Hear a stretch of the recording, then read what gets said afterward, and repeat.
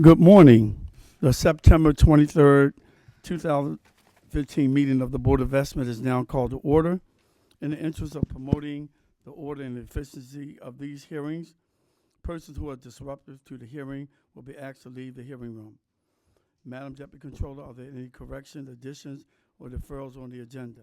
Good morning. For today's agenda, we have one correction, and that's for page 107 under travel requests for item number 5. Immediately above that item, it currently reads Department of Public Works. Please delete that and replace it with the Baltimore Police Department. We received protests for several items. A protest was received from Ms. Kim Trueheart for all items on the agenda. The board did receive and review her protest, however, it will not be heard. The board received protests for page 21 from the following: Comcast, Level 3 Communications, Inc., Zio Group, LLC, from BG&E, through its counsel, Miles and Stockbridge, and from the University of Maryland. In addition, there was one protest that was received for page 21 that was late, and that was from the Century Link. The board has determined that it will be made part of the record for its review. As a result of the protest, we have one item moving to the non-routine agenda, and that is page 21. I have the following abstentions and no votes to report. The Honorable Mayor Rawlins Blake will abstain on page 42 and on page 82, item 48. The Honorable President Young will abstain on page 89, pages 90 to 91, and pages 92 to 93. The Honorable Comptroller Pratt, in addition, the Honorable President Young will be voting no on page 42, page 98, item 1, and page 98, item number 3. The Honorable Comptroller Pratt will abstain on page 22, page 23, page 24, page 36, number 9, and page 63, number 17. Mr. President, members of the board, those are the corrections to the agenda, the protests received, the abstentions, and the no votes that have been provided. And again, remaining on the non-routine agenda is page 21. Thank you. Thank you. I would direct the board members' attention to the memorandum from our office dated September the 21st, 2015, identifying matters to be considered as routine agenda items together with any corrections and additions that have been noted by the Deputy Controller. I will entertain a motion to approve all of the items contained on the routine agenda. Move approval of all items on the routine agenda. Second. All those in favor say aye. Aye. All opposed, nay. The motion carried. Routine agenda has been adopted. The first item on the non-routine agenda can be found on page 21, Department of Transportation conduit lease rate increase. Will the parties please come forward? And as the parties come forward, I'm going to ask you to be brief as possible. And if anyone is going to come and speak, if you're going to speak to the same issue and it's already been raised, please don't try to repeat it, because we're not going to entertain it. Thank you. Ms. Johnson. Mr. President, members of the board, my name is William Johnson. I'm the Director of the Department of Transportation for Baltimore City, and we would like to present information to you regarding our proposed rate adjustment for the conduit system. Due to the expiration of a prior agreement between the city and BG&E in November 2014, the City Department of Transportation began discussions with BG&E about the conduit system, the appropriate lease rates, and safety service concerns regarding the current state of repairs of the system. During these prolonged discussions, the city and BG&E raised concerns over safety issues associated with the aging system, training of employees, service availability, security, maintenance practices, inventory accuracy, defaults and failures of the system, and other related issues. The conduit system has been in existence for 115 years. The majority of the system was constructed between 1900 and 1922, mostly constructed out of materials that have exceeded their useful life. The design life of 80% of the system materials has expired. The city has historically operated as a reactive as opposed to proactive maintenance program in which the city performs patchwork repairs on random sections of the failing system and reroutes users as opposed to repairing failed sections and repairing the problems. Current staffing, contracts, financial resources, etc., are derived from this historic reactive maintenance structure and only allows the city to perform random repairs on about 3% of the system on an annual basis. The Department of Audits has evaluated the data and plans for the conduit system and evaluated the annual rate required to operate and maintain the system. The department's final determination was a rate of $3.33 per linear foot based on its review. The proposed rate increase is necessary because it will allow the city to target a maintenance level of between 9 and 15% of the system annually. It'll provide locking and security for the system, which doesn't exist today. It will allow the city to perform inspections and inventory of all users. We'll be able to repair failing duct banks, equipment vaults, and manholes. We'll be able to rack and organize dysfunctional cabling inside of manholes and to clear out manholes that have been cluttered and clogged with mud. It will allow us to systematically eliminate massive streetlight outages throughout our neighborhoods due to BG&E's cable faults, to correct safety hazards and provide adequate training and equipment to our employees. It will allow us to increase staffing and provide service 24 hours a day and 7 days a week, which we don't do now, and effect capital maintenance repairs and replacements based on an annual capital improvement plan, as well as allow us to establish an emergency reserve. The current lease rate of 98 cents is 51% lower than the national average rate per linear foot was in 1996, according to a study conducted by the GBC back in 2000. The current lease rate of 98 cents is still 15.5% lower than the recommended rate of $1.16 that was recommended to this board by the Department of Finance in the year 2000. The Department of Transportation respectfully requests the board's favorable vote on a new rate, an updated rate that will allow us to more appropriately maintain and address the safety issues associated with the system. Good morning, Mr. President, honorable members of the board. My name is Kirsten Erickson. I'm with the law firm of Miles and Stockbridge. I'm speaking this morning on behalf of BGE and its protest of the rate increase proposed by the Department of Transportation to be imposed on all mandated users of the city's conduit system. For the past 15 years or so, the city has looked at its conduit system as an untapped source of revenue, and it has made clear through studies and reports its intent to figure out a way to tap that resource to raise revenue for the city of Baltimore. This fee is the Department of Transportation's attempt to raise revenue through the conduit system, and its attempt to do so on the backs of city residents. Let me be clear, BGE has no objection and in fact fully supports improvements to the conduit system that will increase and improve reliability, security, and safety. And it has no objection to paying its fair share of the actual cost to perform that work. But the proposed rate of $3.33 far exceeds any reasonable relationship to the cost that it would take to perform these improvements to the system.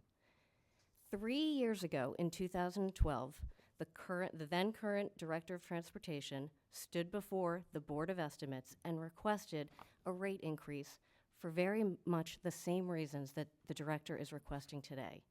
Cost had increased, and the department was interested in and planned to embark on an aggressive capital campaign to improve, repair, and replace the aging conduit system. The rate increase that was requested at that time was 16 cents per linear foot, and that was the approval from the Board of Estimates that brought the current rate for all users, or the rate for all users, up to the current rate of 98 cents. So if 16 cents per linear foot was good enough 3 years ago, how do we get to $3.33 today? The answer is it's got to be an attempt to raise revenue. The city collects $15 million from all users of the conduit system. The city's audited financial statements, or at least the most recent ones that are published for fiscal year 2013, show that the Department of Transportation collected $5.5 million more than it spent on the conduit system in that fiscal year. And from the information that we've seen through past years, those types of overcharges have happened in many of the past years. So after years of overcharges to all users of the system, it is inconceivable that the city now needs to triple the current rate and increase it by more than $2 a linear foot for every user of the system in order to meet costs. The only reasonable interpretation of that cost increase is that it's an intent to raise revenue to provide funds for other city services. And in fact, the director has indicated in conversations to BGE that he believes he has the right to do that. Raising revenue from a regulatory fee is a disguised tax. It's unlawful, and it's unfair to the citizens of Baltimore who will be asked to bear the burden of that tax. BGE is fully committed to working with the city and has offered numerous proposals to solve the problems related to the age and condition of the conduit system. BGE has offered to perform much of the work itself, which it can be done in a much more cost-effective manner, we believe, than the city itself could do.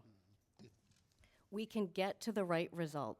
We can do it at a reasonable cost, and we can do it in a way that will be fairly implemented if this board will reject the fee request from the department. Thank you. I have a question. Yes. In the last 4 years, BG&E asked for 4 rate increases. How much money did that generate for BG&E? 4 rate increases, and the citizens of Baltimore have to pay that too. So you're saying that we're taxing the citizens, so is BG&E. They had 4 rate increases. Tell me how much did that equal to? I don't have those Well, numbers somebody off the needs to top of tell my me. head, but those Somebody needs to tell me. They had 4 rate increases on not only the citizens of Baltimore, but every one of their customers. 4 rate increases. Tell me how much that and cost. those increases were all approved by the Public Service Commission and found to be reasonable, and Okay. we're fairly Well, this imposed on board all going the to tax find. papers. We're going to decide whether our increase is reasonable. Anybody else have anything to say? Thank you. Good morning, Mr. President, members of the Board of Estimates. I'm John Conwell, Vice President of Government and Regulatory Affairs for Comcast, the second largest user of conduit in the city of Baltimore's conduit system. I won't repeat the arguments that BGE has just made, but I do have a couple of additional points to make. You should have our letter that we filed yesterday, and it goes into much more detail about a number of these things. But of course, the first thing that's very concerning, and we just heard a little bit about it, is the rate shock. I mean, this is a shock to us as a company. It's an unbudgeted amount that we could be asked to pay tomorrow. This is a 240% increase for us as a company to absorb, which is completely unplanned and unexpected.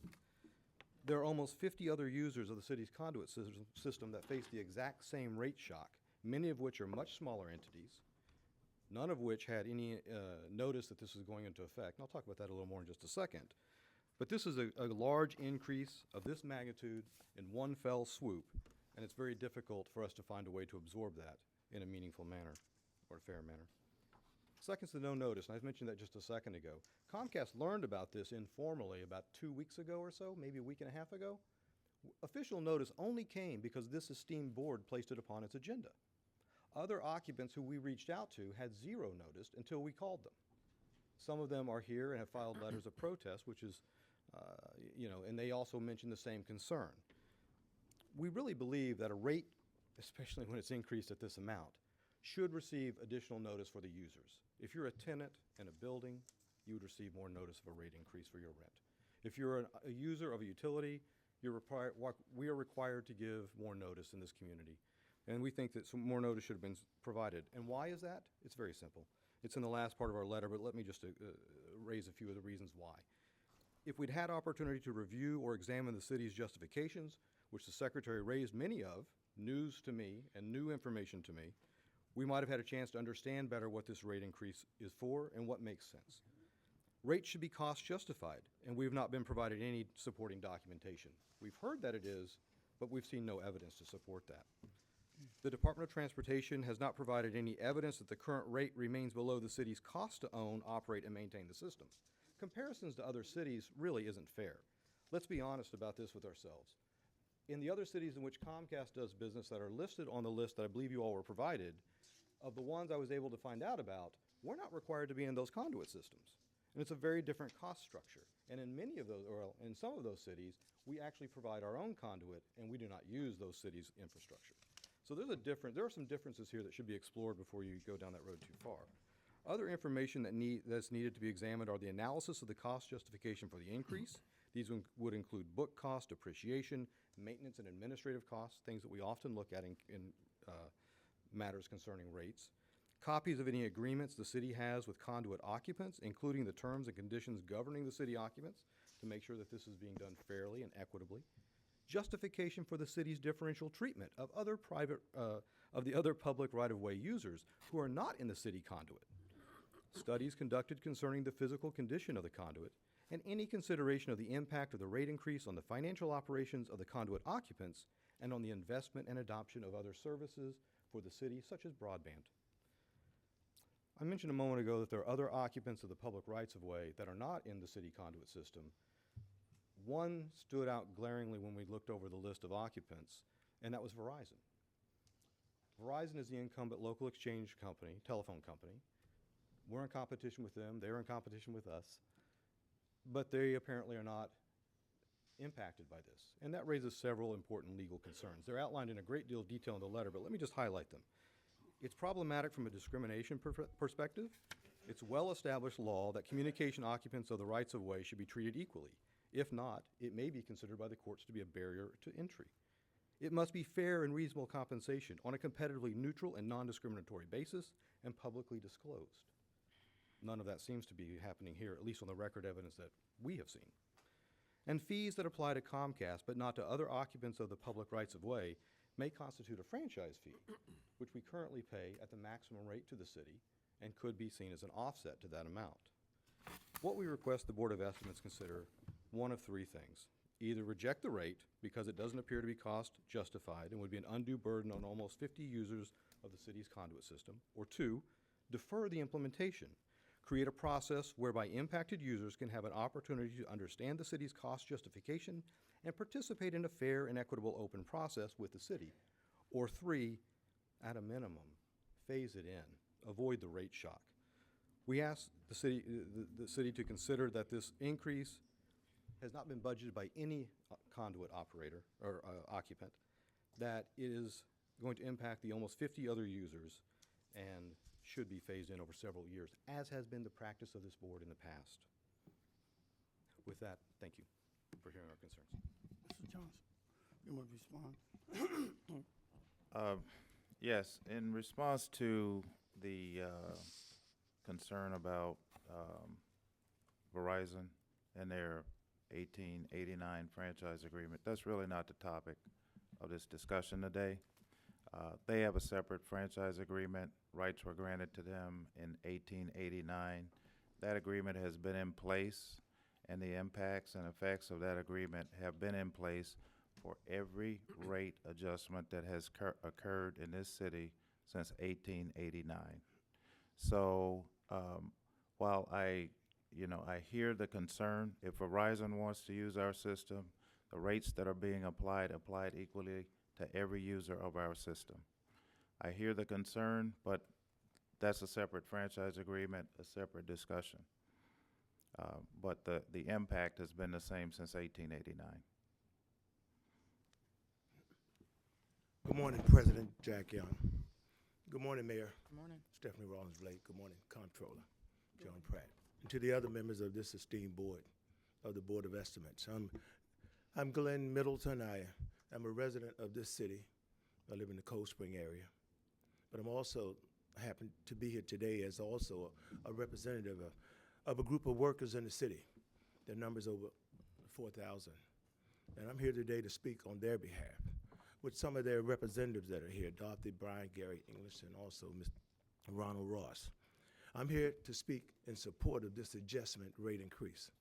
I think it's about time in this city of Baltimore that we, as you, the leaders, and we as the citizens of this city and the workers in this city, start making sure that these corporations and companies not play, but they playing with our intelligence, of course, but pay the fair share that they should have been paying all the time. I think it's important that this conduit system stop allowing, and the transportation department stop allowing them and others in this city to rip us off like these corporations have been doing. It's time that they also adjust their rates. It's an adjustment to the rates that they've been paying, that they should have been paying a long time ago. We, the citizens of Baltimore, have been paying our fair share. We as workers in the organization that we belong to called ASME, the American Federation of State, County, Municipal Employees, we don't mind paying taxes and fees as long as we get our fair share from it. And it's about time for corporations to do the same thing. The citizens have been sick and tired of these corporations getting by with paying a lot less than we're paying the citizens and residents. This is our city. We love this city. It's a great city. So I just want to say to you again, it's the right thing to do. It's the right time, and it's about time. And we support the rate increase for BGE. Thank you. Mr. President, I have questions for the two protestants, brief. Mr. Nielsen? Ms. Erickson, you said in the course of your remarks that this was an attempt to raise revenue for other uses, and you said that, I gather, in the course of the discussions between your client BG&E and Director Johnson, that Director Johnson said as much, admitted as much, that this rate increase was to raise revenue for other uses. Could you tell us what other uses he referred to and when he made those alleged statements? I don't have that information on hand. My understanding is that I don't know whether any specific city service has ever been tied to the rate increase in any particular conversation. My understanding is that the director has made clear that he has the right and the ability to do that. I also would note that when the plan was presented, such as it was to BGE, it also came with a 2-page sheet of roads to be reconstructed in accordance with the conduit revamping system that included virtually every major thoroughfare in the city, including Route 40, from county line or from city line to city line. Those would have been all roads, though, that you would agree that have conduits in them? I would agree they have conduits underneath them, to the best of my knowledge, but BGE believes that the priority for reconstruction of the system ought to be based on safety and reliability, not on a desire to repave So city that there are roads. no other uses aside from streets under which the conduits lie that Director Johnson ever suggested would be involved in the expenditure of conduit monies. Director Johnson also indicated his desire to capitalize the conduit system in connection with a public-private partnership and to be able to receive an increase of or an influx of funds of several $100 million to be funded by these increases that could be used for all types of city services. Respectfully, the concept of a public-private partnership, which was discussed, in fact, between Director Johnson and the head of BG&E, does not support your statement that he was diverting, or he had a plan to divert these revenues to other uses, other public uses.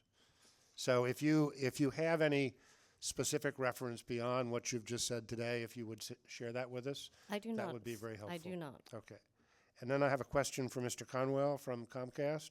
So you said that none of the other conduit users received notice of the proposed or contemplated action of the city today. Are you aware that the Department of Transportation communicated with all conduit users that such a rate increase was in the works and coming to the Board of Estimates? No, we've scoured our own internal operations to find out if anybody received such notice. The answer came back negative.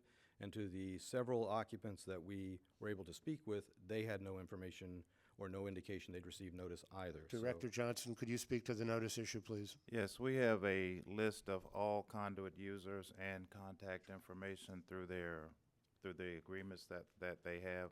We sent them a copy of the board memo in advance of the board memo even being finalized to notify them that we would be presenting this to the board. So that information went out to all conduit users. A number of them immediately responded after receiving it. Some we didn't get a response to. So We did not. And I believe we have monthly meetings with your office, is that right? I don't know. Okay. Do you have any other questions? No more questions. Any more questions? Anybody else? Madam Mayor.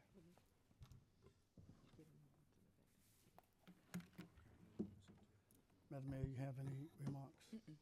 No. Any more remarks from anybody? I entertain a motion. I would move that with one proviso from the original proposal, that we approve the recommendation of the Department of Transportation. That proviso is that the new rates to be approved today by the board go into effect on November 1st, 2015. Second. All those in favor say aye. Aye. All opposed, nay. The motion carries.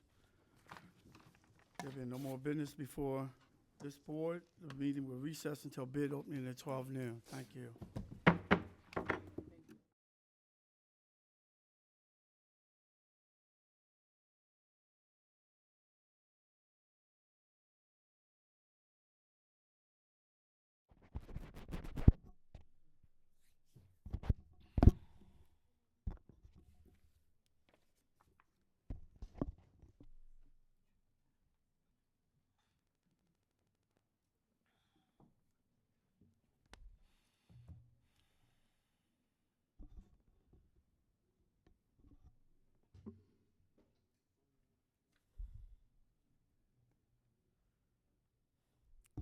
Good afternoon. The Board of Estimates is now in session for the receiving and opening of bids. I have the following addenda to read today.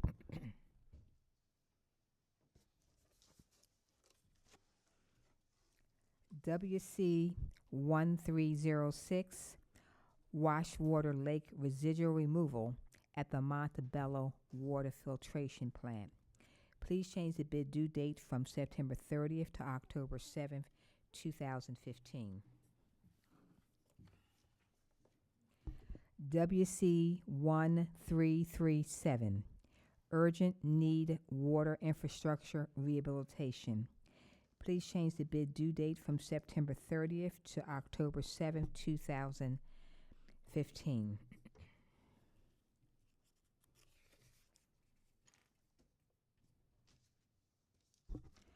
RP 15819, Leakin Park Challenge Course. Please change the bid due date from September 23rd to October 7th, 2015.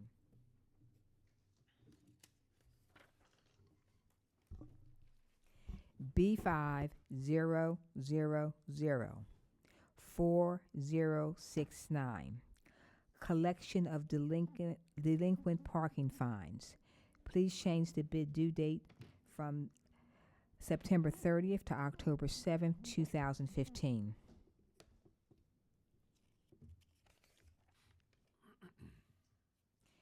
B50004094, providing temporary administrative personnel services. Please change the bid due date from September 30th to October 7th, 2015.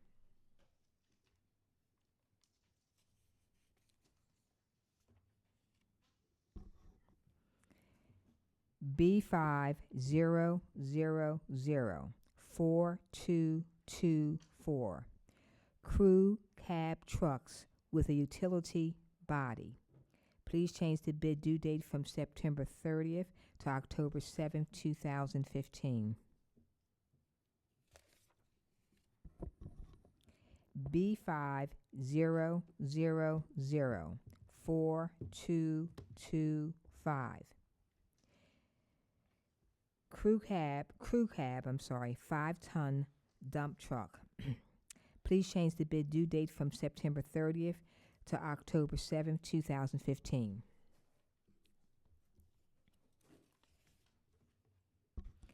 B50004259. Supply and deliver lumber to various city agencies. Please change the bid due date from September 30th to October 7th, 2015.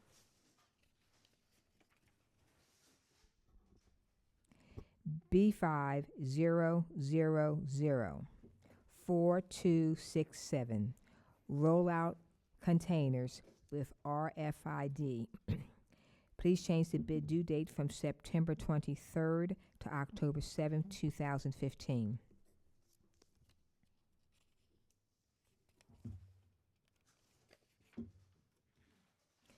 B50004276.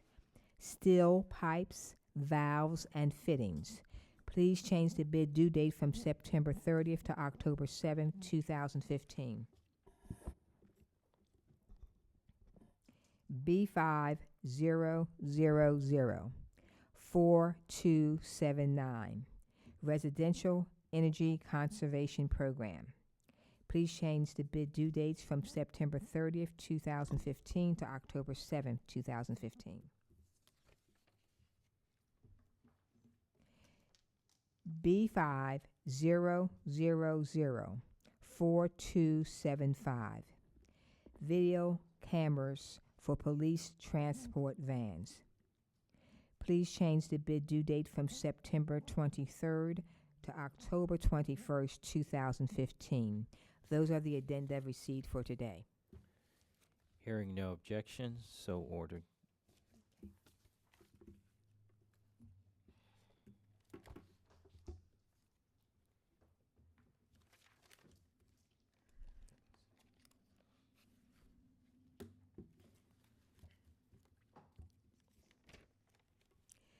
TR 15021.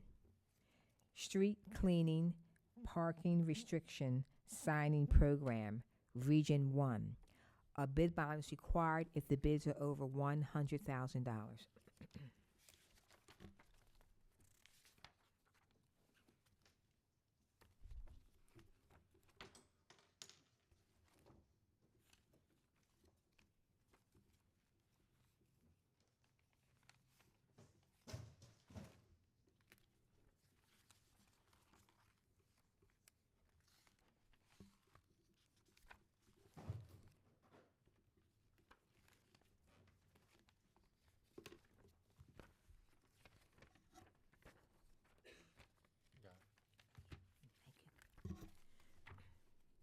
Allied Contractors, Inc. with a bid bond.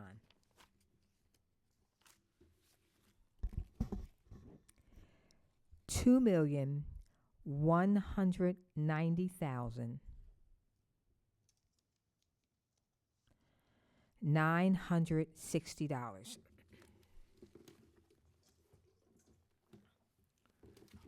Refer this bid to the Department of Transportation for tabulation and report.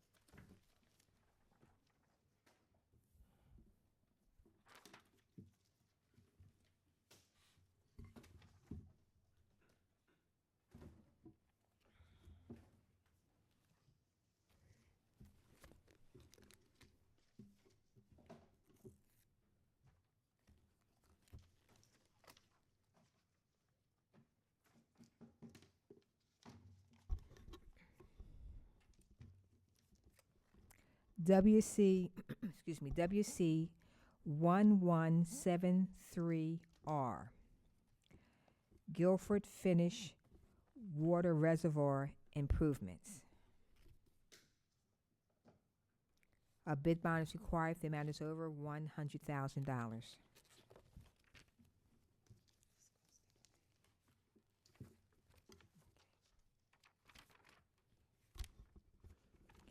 Uleman Schutte Construction LLC with a bid bond.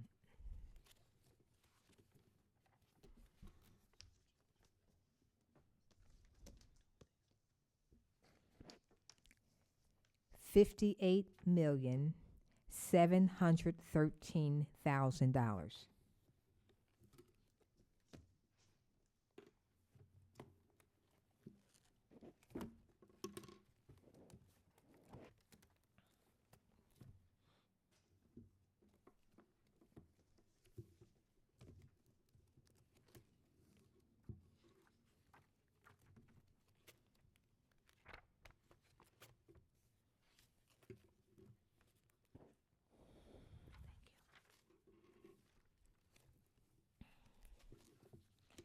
Allen Myers, MD, Inc., with a bid bond.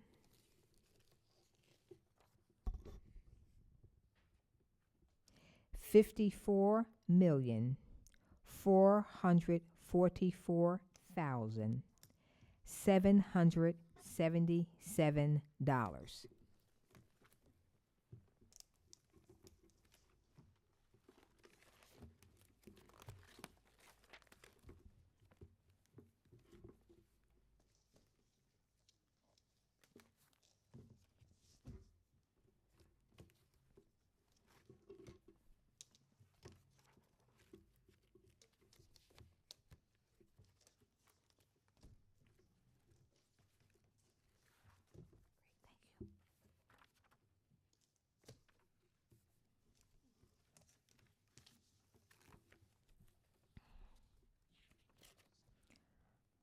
Oscar Renda Contracting, Inc., with a bid bond.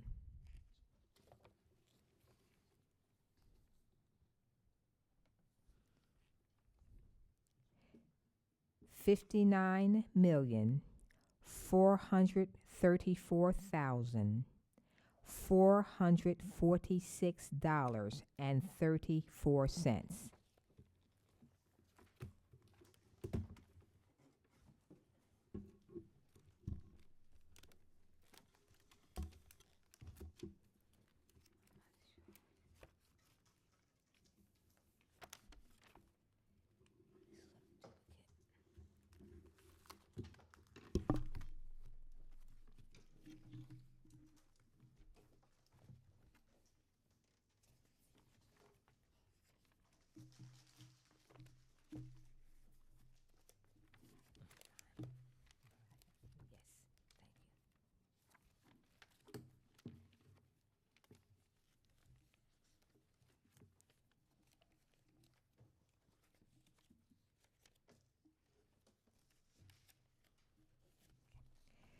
Ciambro Corporation with a bid bond.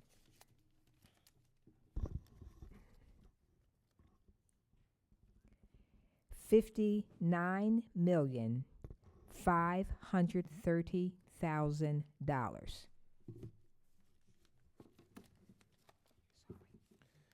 Refer these bids to the Department of Public Works for tabulation and report.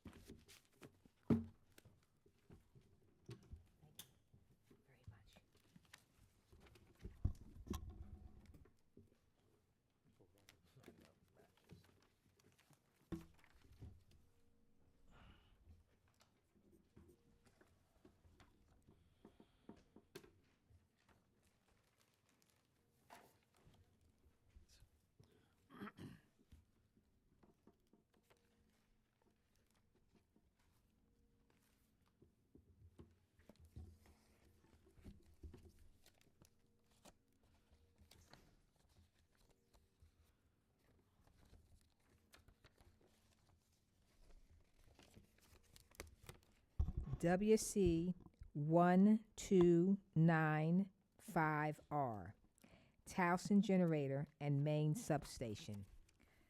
A bid bond is required if the amount is over $100,000.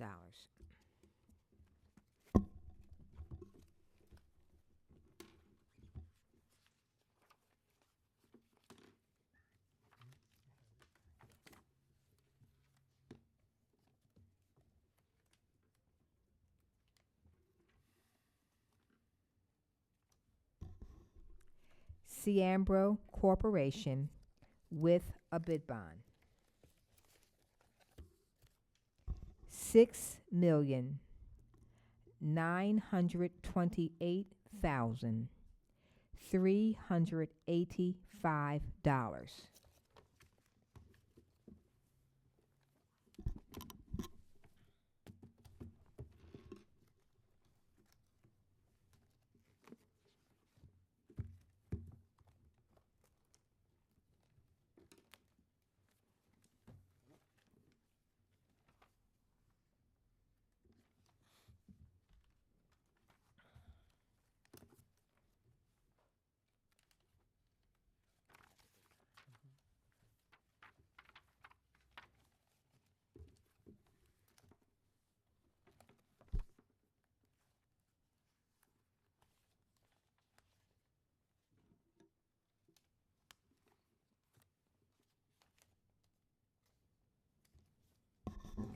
W.M. Schlosser Company, Inc. with a bid bond. $7,444,000.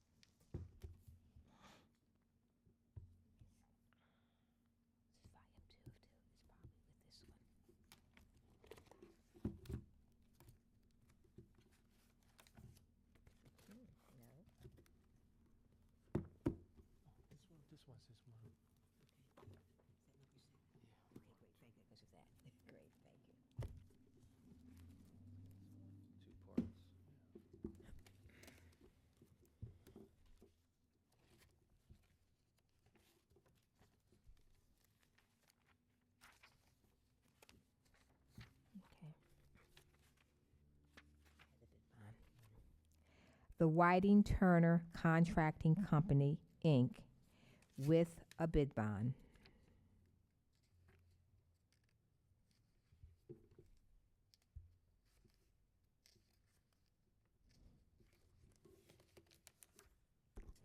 $7,028,000.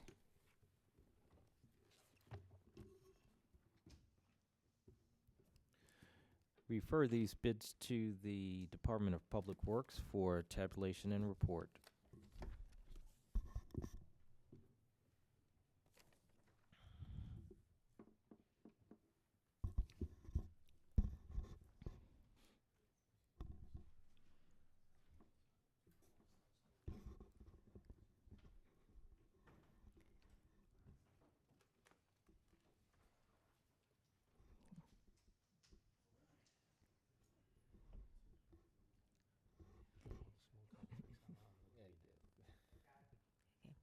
B50003985, Telecommunications Improvement and Procurement Project. This is a price opening.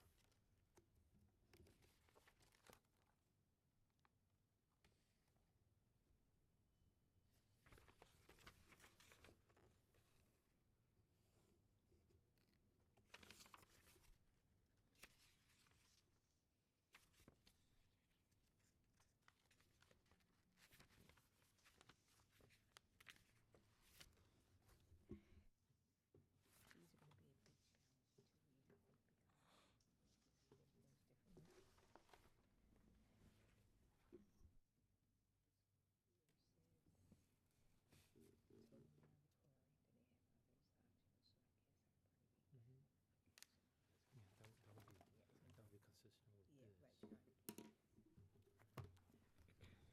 Option is up to us. right, that's correct. Thank you.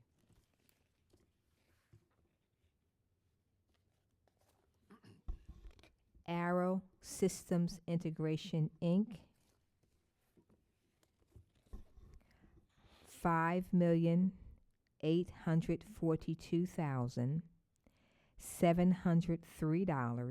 $5,842,703.62.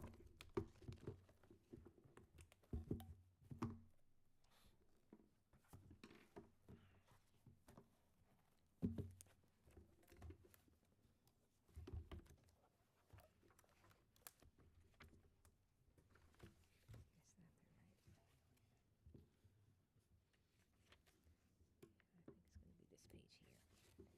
page tabbed.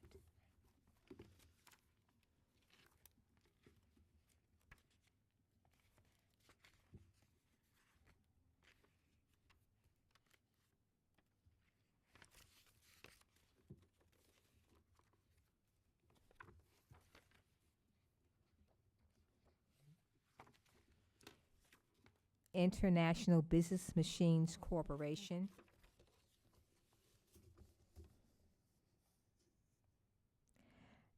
$9,401,270.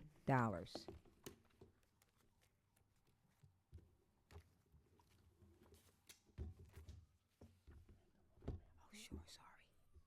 Thank you.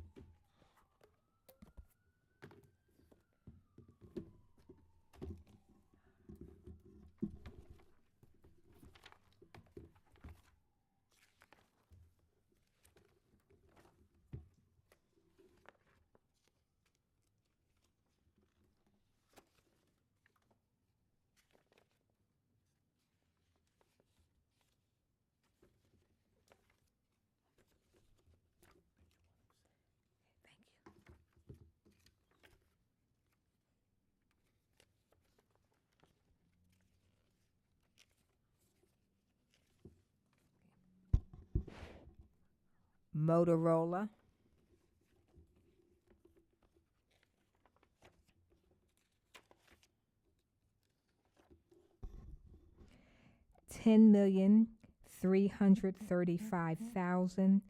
$10,335,142.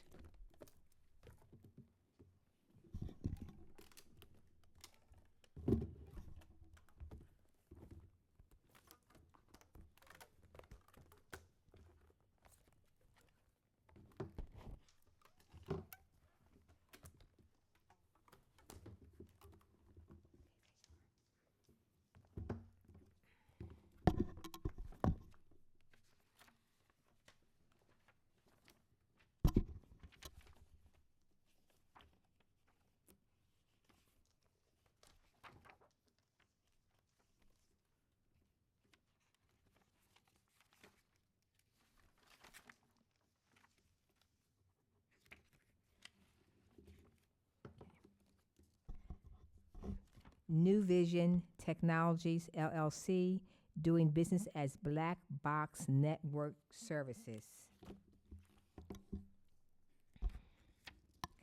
$5,529,753.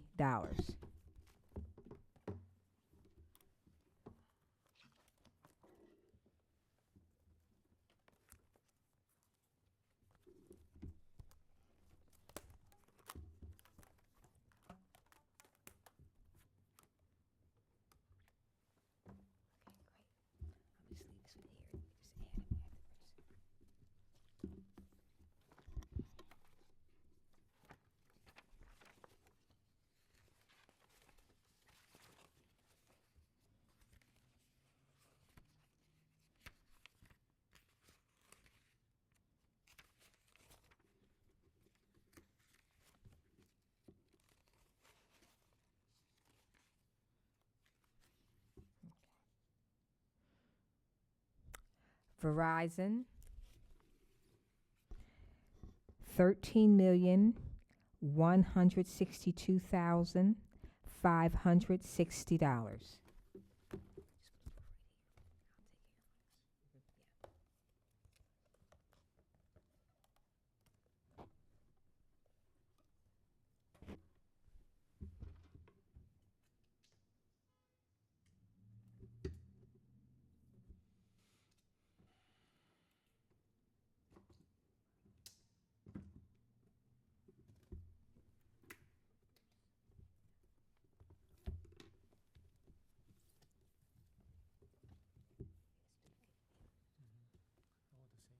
Yes.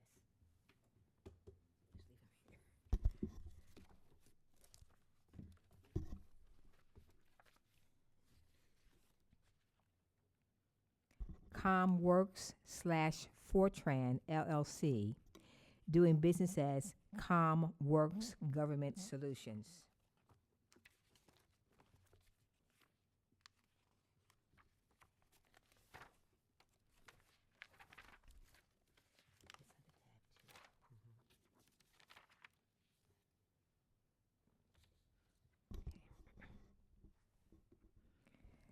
$3,770,897.